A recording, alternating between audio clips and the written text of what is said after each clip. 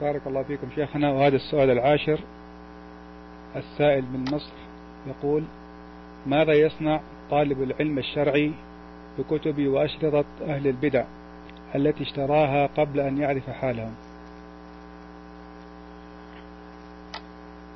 أولا، كتب هؤلاء الضلال يفرق فيها بين الاقتناء والنشر، فنشرها يحرم بين العوام والمتوسطين في العلم، والاقتناء يجوز لمن عنده أهلية تمكنه من الحكم على ما ينظره في هذه الكتب من غث وسمين وهدى وضلال، فيميز بين هذا وهذا، ويريد كذلك الرد عليهم حين يقدر، هذا لا بأس به.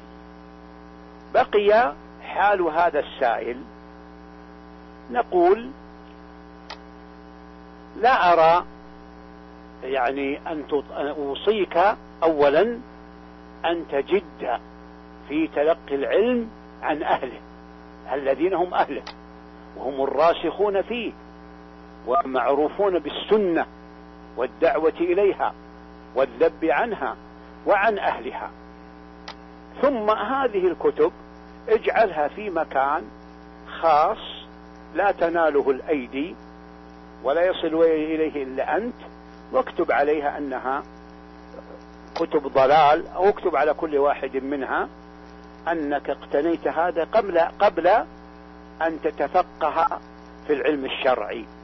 ثم إن بدا لك أن تنظر لتستفيد مثلا من نحو، من صرف، من يعني بلاغة، نعم، أو تريد إذا قدرت الرد على أهل هؤلاء الضلالات، فلا مانع من ذلك إن شاء الله تعالى.